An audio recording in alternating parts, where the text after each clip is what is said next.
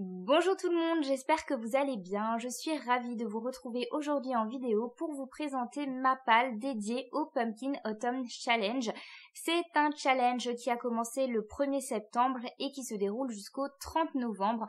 La session 2018 s'intitule Magie et sorcière. C'est la deuxième édition que nous propose Gimos. Je ne vais pas aller plus loin dans les explications par rapport à ce challenge parce que Gimos le fait beaucoup mieux que moi.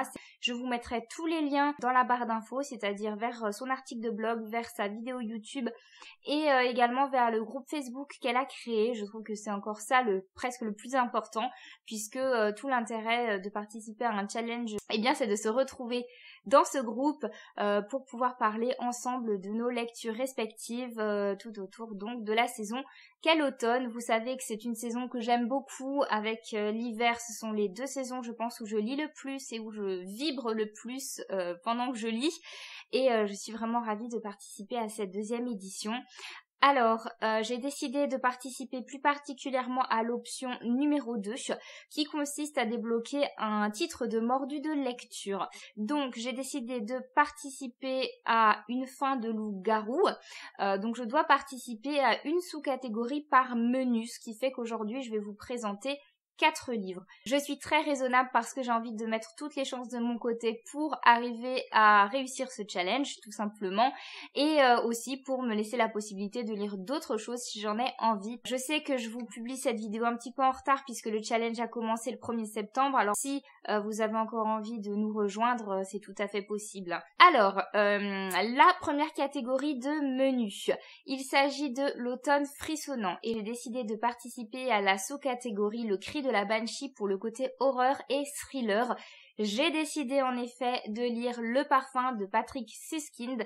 Je l'ai ici dans l'édition Le Livre de Poche. Je pense que si vous cherchez dans les archives de ma chaîne YouTube et que vous tombez sur ma palle de l'automne du mois dernier, vous le verrez déjà. Je suis quasiment sûre que je me l'avais déjà prévu, sauf que j'avais pas finalement pris le temps de le lire. Je pense que cette année ce sera fait sans faute parce que vraiment j'ai très envie de le lire. Il me tente énormément. Peut-être que j'ai un petit peu peur d'avoir peur justement, mais en même temps cet été j'ai eu l'occasion de passer à Grasse, qui est la ville où se passe ce roman, puisque Grasse est la ville française connue pour ses parfums, donc voilà, c'est pas un hasard si ce livre se passe là-bas, et du coup ça m'a encore plus motivée pour découvrir cette histoire.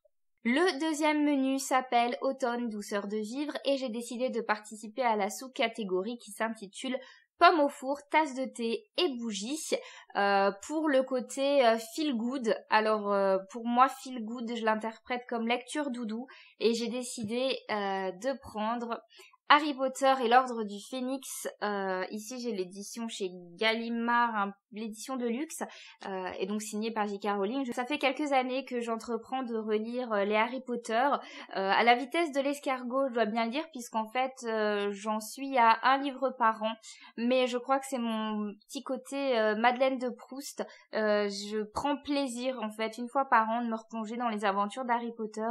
Je n'ai pas besoin de plus, juste voilà, une fois dans l'année, c'est super. L'année dernière, j'avais lu Harry Potter et la Coupe de Feu, je pense en plein été. Là, je me suis dit que Harry Potter et l'Ordre du Phénix, c'était parfait pour la saison automnale. Et donc, je vais me faire une joie de relire ce titre. Le troisième menu s'appelle L'automne ensorcelant et j'ai décidé de participer à la sous-catégorie Cristaux, Tarot et Encens pour le côté mystère et petits frissons. J'ai mis dans cette sous-catégorie le roman Les Sœurs Carmine, le tome 1, Le complot des corbeaux, écrit par Ariel Holz et publié chez Mnemos dans leur collection Naos. Ce livre me fait de l'œil depuis un petit moment. Quand je suis allée aux Imaginales, j'ai très franchement hésité à l'acheter. Finalement, je me suis dit que j'allais déjà l'emprunter à la médiathèque où je travaille puisque je les avais sous la main.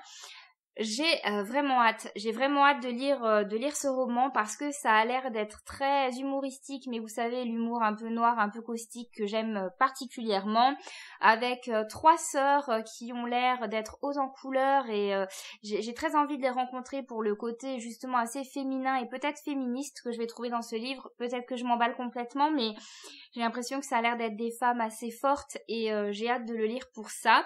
Après, on nous voit un petit peu du rêve en nous disant que voilà, il y a un petit peu de l'aspiration Tim Burton là-dedans et vraiment, j'espère que je vais passer un bon moment avec ce livre. C'est une trilogie qui est terminée, donc si ça me plaît, je vais pouvoir lire très rapidement le tome 2 et le tome 3 que j'ai également déjà à la médiathèque.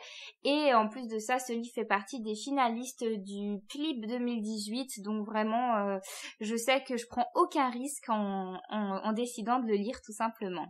D'ailleurs, j'en profite pour faire une toute petite parenthèse puisque je vous parle du PLIB. C'était pas du tout prévu, mais du coup, je me dis que c'est l'occasion.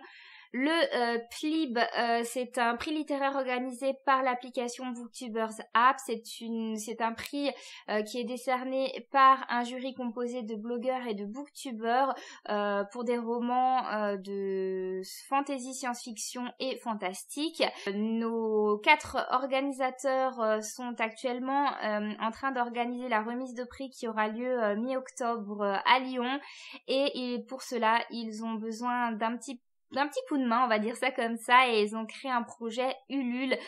Pour ma part, je vous en ai parlé sur mes réseaux sociaux parce que j'y ai participé. Ça me tient à cœur de les soutenir. C'est pour ça que je vous en parle très rapidement là.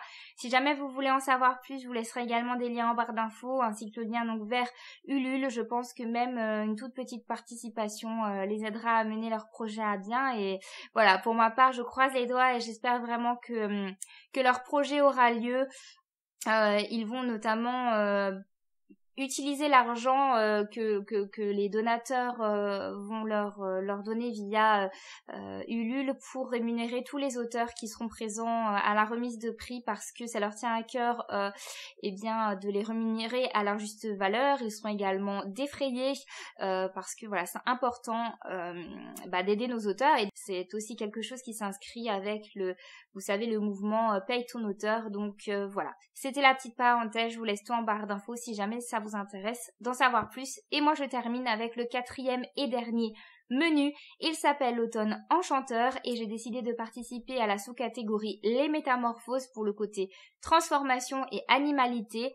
J'ai décidé de sortir de ma palle la bibliothèque des âmes, le 3e et dernier volume de la saga Miss Peregrine et les enfants particuliers, signé par Ransom Riggs et publié chez Bayard. Je me demande si ce livre je l'ai pas également mis dans ma palle automnale de l'année dernière. Il y a des chances, mais que s'est-il passé l'année dernière? Je ne sais pas, mais en tout cas, lui aussi, il n'y a pas moyen, je le lis cette année parce que j'ai vraiment envie de connaître la fin de l'histoire.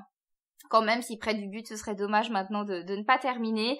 Bon, après, j'ai encore dans ma palle le petit bonus qui s'appelle Conte des enfants particuliers, quelque chose comme ça. Attendez. Je vous dis ça tout de suite. Ou Conte des particuliers, oui, c'est le Conte des particuliers. Je vous tiens à l'envers, tout va bien. Je l'ai acheté parce qu'il était juste trop beau en fait et que ça a été un achat complètement impulsif parce que d'habitude les bonus m'en fichent un peu. Mais là en fait je le compare un petit peu et c'est un sacré compliment quand même. Je le compare un petit peu au conte de Biddle le Bart, voilà, que j'ai aussi dans ma bibliothèque, qui est indissociable de mes Harry Potter. Et celui-là pour moi est indissociable de ma trilogie Miss Peregrine. Et celui-là je me le garde pour la fin, quand j'aurai fini ma trilogie. Mais donc voilà, il faut que je m'y mette. J'ai vraiment envie de savoir ce qu'il en est. J'aime vraiment beaucoup cette saga. C'est vraiment une saga doudou et j'espère vraiment que ce dernier tome sera à la hauteur de mes attentes. Ce n'est pas une mince affaire. J'en arrive à la fin du coup de cette vidéo et surtout de cette présentation de BAL. N'hésitez pas à me dire dans les commentaires si jamais vous participez également au Pumpkin Autumn Challenge et n'hésitez pas à me dire quels sont les titres que vous avez envie de lire.